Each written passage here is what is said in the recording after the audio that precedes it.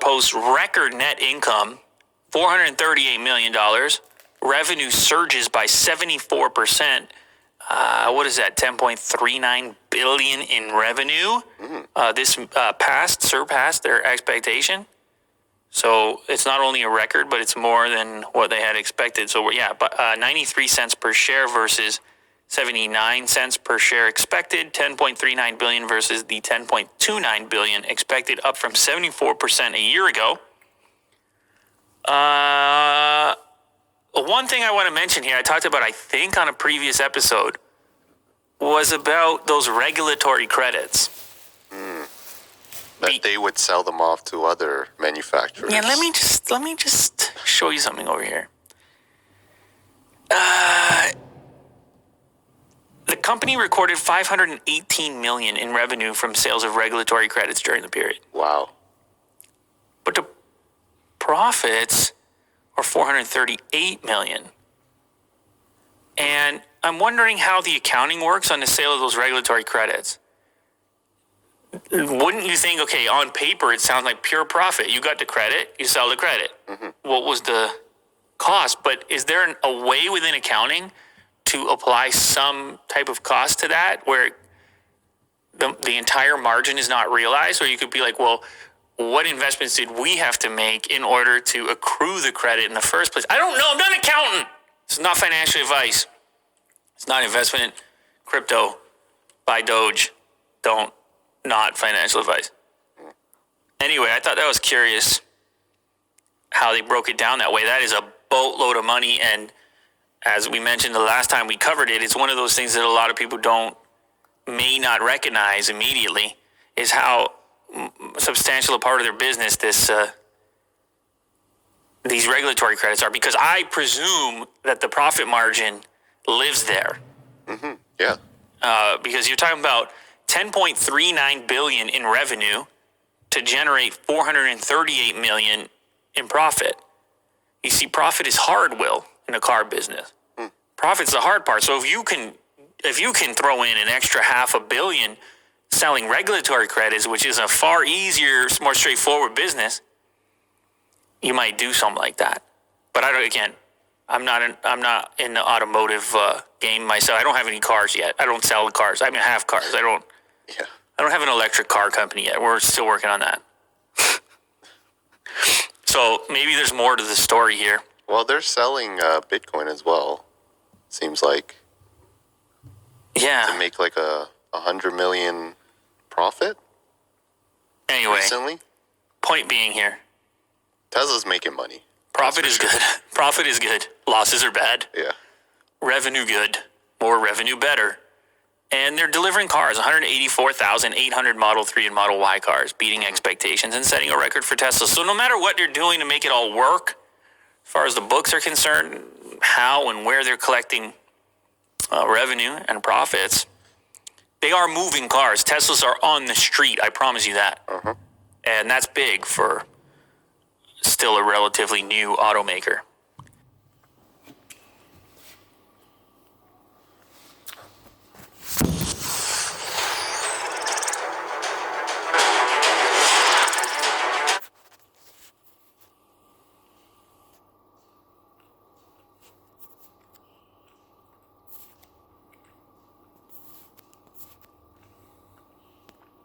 Here we go. How are you guys sleeping? How are you guys sleeping these days? Tell the truth. Yeah. That's not good. Not that good, no. That's not good at all, Will. What happened, man? Well, it's the new house. You can't sleep in there. Yeah. It's rickety. No, it's not rickety. It's, yeah. It's, it's a change. It's definitely a change. Not used to it. Not yet. Are you stressed out? Are you taking on too much responsibility? You feel that weight when you lay down there? Sometimes, yeah. Yeah. That's how that goes, isn't it? Yeah. I take it day by day. Or night by night. Hey, man. I'm sure you're going to figure it out, and you have a good reason to figure it out. I'll tell you that much. Yeah. Sleep helps protect against dementia, according to a recent study. Alzheimer's disease and dementia risk mostly depends on factors like genetics, but new research shows rest can be a prevention strategy. Mo, how's your sleep going? Well, I got the pup, so terrible. It's getting a bit better now, but like a week ago, I was waking up in the middle of the night because you got to go to the bathroom. Is no one sleeping well here? No, I think we're just all sleep deprived. I'm pretty sure we're all at risk right here. Yeah. We need a nap time at work. A study, which followed nearly 8,000 participants in the United Kingdom for 25 years, found that people who regularly slept for 6 hours or less in their middle age had about 30% higher risk of developing dementia than those who clocked 7 or more hours per night. Very specific numbers there. I don't think anybody wants a 30% increase over there. This is by no means the first study drawing this link, by the way. It's just a big study. That's a fairly large number of participants, 8,000. We know that getting insufficient sleep or getting poor quality sleep increases the risk of dementia. This is a larger scale study, so it definitely adds value to the evidence. During sleep, our brain is allowed to clear toxins, and that includes beta amyloid. That is a brain protein that can clump together and is often, though not always, a hallmark of Alzheimer's disease. You sleep, you get rid of it. Also, our sleep is really important to consolidate our memories. Sleep disruption leads to inflammation and also clogging of the arteries. And it includes arteries in the brain. It's kind of crazy how 1 hour increases 30%. It's because of the sleep pattern. Like in that amount of time, if you ever do these sleep tracking apps, you recognize that you spend a lot of time in light sleep. Yeah, you're not in REM yet. And so every hour you add on increases the likelihood, I suppose. I noticed some weird stuff, like a lot of the regenerative sleep for me happens right before you wake up, in like the last hour of sleep. Anyway, here's some recommendations. Adults aged 18 to 60 should get 7 or more hours of sleep per night. If you're 61 to 64, it should be 7 to 9 hours. And 65 and up, aim for 7 or 8. Here's some other recommendations. As far as improving quality of sleep, there's a whole host of things that can be done. Avoidance of alcohol is really important. Alcohol tends to cause sleep disruption and leads to reduced total sleep time. You also want to avoid caffeine for at least 8 hours What? before bedtime. Well, I know we're all screwing that one up. And caffeine here reduces the amount of restorative slow wave sleep people have throughout the night. So here's some recommendations. I mean, there's many factors that contribute to these type of things, but sleep is pretty easy. Oh, they also have a mention about electronics for those of you that are obviously here, fans of electronics, gadgets, and screens. Avoid electronics at night. Phone and laptop screens emit blue light, which messes with your sleep. We already know this stuff. Ignore your phone completely before bed. Do they say for how long? No. No, but I guess the earlier you put it away, the better. Right. Just like the coffee, right? You're trying to wind that baby down just like nature. 8 hours. Yeah, and you know one thing, if you put the screens down and you put the coffee down, you will notice the natural rhythm kicking in.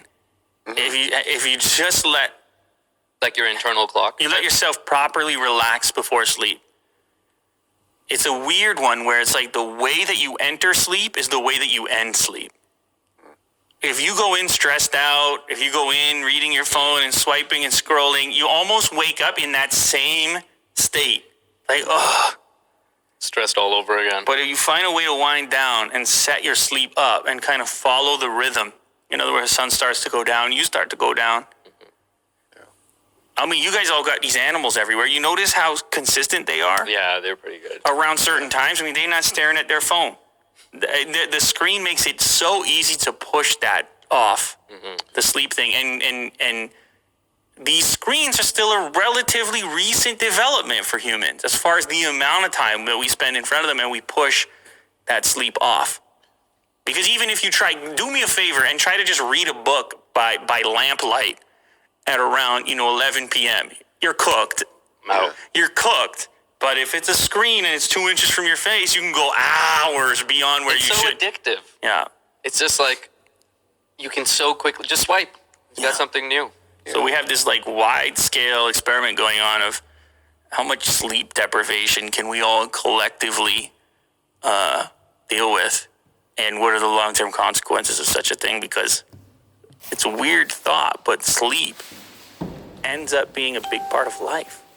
It's very strange. Mm-hmm.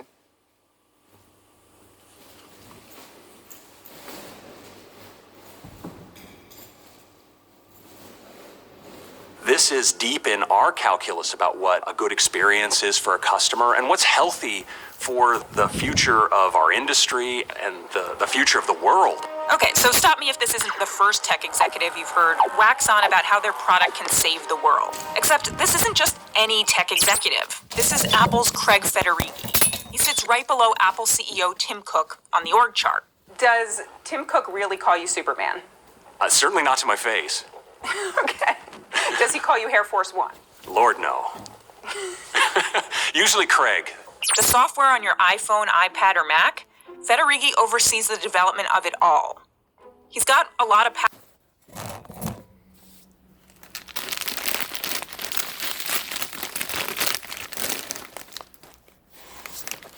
Pixel 5a camera samples leak. One picture, I believe, leaked. Supposedly from the Pixel 5a. Apparently Google accidentally shared it. That's a nice shot right there. Part of a blog post. You like this shot? Yeah, it just looks like natural lighting. Can you name the city? The language here. Vaisho Cinemas. See a Nike ad over there. Somewhere in Asia, I don't know where. Trying to look, see the license plates. Interesting. Probably says right on it somewhere. Yeah. No, it doesn't. I can't see it. Anyway, it's not the important part. This was a part of a blog post, and of course, the data, the EXIF data, was examined, and the internet detectives were able to determine Pixel 5a, not 5. And the good part of that, I mean, it's been removed now, by the way, as well, which kind of lends credence to the suggestion that it was from an unreleased phone. Good news here is that it looks to be identical to Pixel 5 performance, and people like the Pixel 5. Yeah. You get Pixel 5, you put an A at the end, and you get it for less money. Yeah. That's how the A thing works, Will. Yeah, it's great. It's got my money. Yeah, they were able to recognize that the 12 megapixel output was the same, 12.2 megapixels. Even though the sensor's bigger on this model, it's 16 megapixels. It produces a 12.2 megapixel shot by default. It shows the same f2.2 aperture as the Pixel 5 as well.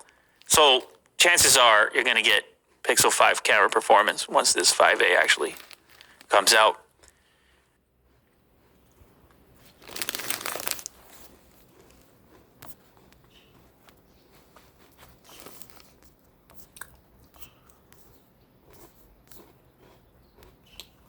Speaking of new automakers, let me show you an upcoming Chinese EV, the Shiji L7, with a 621-mile range and wireless charging. And first off, before you click on anything, 2 questions for you. What do you think about the design of the front end? Does it remind you of anything? Do you like it? It's cool. It has like a really edgy, sharp-looking front end. It's nice. So it, for me, is quite reminiscent of a Lexus vehicle. I think it's the Sure, LFA. yeah. Do you know the one I'm talking about? Yeah, yeah. Pull it up real quick. Only if you don't mind. Is it the LFA I'm looking for? Or is it something else? Not the LFA. It's what is the one?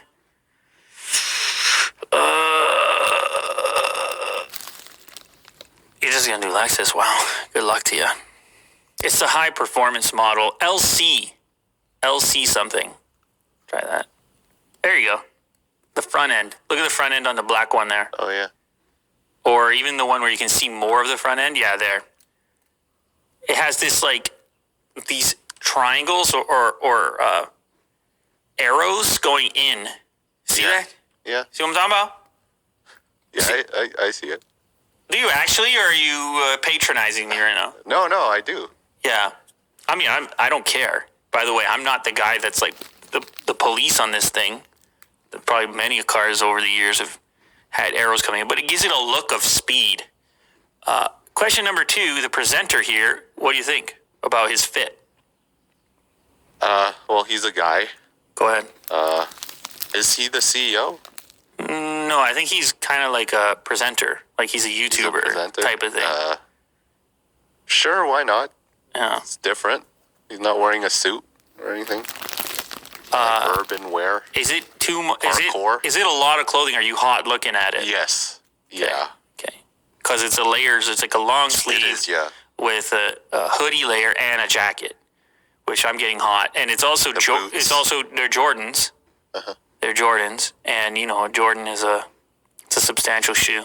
It's a high top. It's a thick pant. Yeah. So Well, he's doing his thing. I'm sure he is. Yeah. Anyway, so this vehicle, 621 mile range, is noteworthy on its own. One of the backers for this company is Alibaba Group, by the way. Full electric sports sedan, decent range, state-of-the-art interior, and the wireless charging, which is the thing I want to see. Wireless charging would be great. You know, I've been plugging this car in now, and I realize it's not going to be as efficient or fast, but I would love to imagine a day in which you just roll over top. Is that what this car does? I don't think this one rolls over top. I think it's like one of those ones from the nose Oh, okay. that you install. At first, the vehicle will be offered with a 93 kilowatt hour battery pack that'll give it 615 kilometers of range, but a larger 118 kilowatt pack offered in the future, which will boost the range to the 621 miles or 1,000 kilometers. I mean, everybody wants that. 1,000 kilometer range seems to be the target. We just had the EQS in here, and I was telling you, I mean, range was a big story for them, 700 or around there. Oh, also, this vehicle has the no side mirrors, with the cameras Yeah.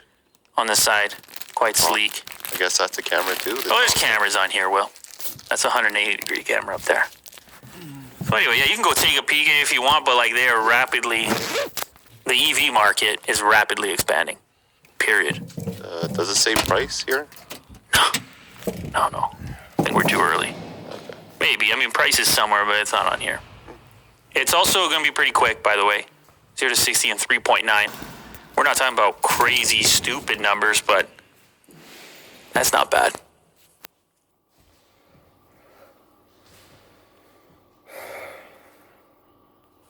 All right, last story of the day. I got to touch on it. I got to send some good vibes out to our viewers in India. I was on the trending page, and obviously I've been hearing about it. COVID is on full blast in India. And I don't know, the report here on the BBC was like 348,000 infections, 24-hour period. This was from yesterday. Lack of oxygen, people dying. I saw bodies burning in the street. I don't know if you're watching this where you're at in India and how badly your particular region has been hit, but this is obviously affecting a lot of people at the moment. And the world is kind of waking up a little bit. I was hearing about possibly the United States stepping in and contributing some help, whatever's possible. Obviously, the UK as well. Mm-hmm. And so, obviously, there's no... it's just... There's no easy way at this point to turn it off, to just hit the off button. Mm-hmm. There's certain things that can be helpful, but then you got to get them implemented. Then you got to... It's a slow process. It's going to take some time. It's going to be grim before it gets better. I guess for us, we've had firsthand experience of this exploding as well in Canada. Not like this. Not like this, no. This is on another level, and it's hard to even relate to it. You see the figures. They're saying, oh, you got a few 100,000 per day, but how many are reported? Right? A lot of people saying the number might be actually higher. And like, look, I realize that this show covers a lot of ground, and some people would like to watch this show in order to not necessarily have to stare at this stuff, which is everywhere. Mm-hmm. The only reason I wanted to touch it, because a few people asked me about it on Twitter, and only because I want to send the positive energy in that direction. That's it. And I want to. It's not like I'm going to encourage. It's not like I'm going to encourage some government to send some type of aid or something like that. But for those that are here that listen to this, that are going through that, just to know that there's another side to it, to persevere and to keep fighting. Yeah. Thoughts and prayers.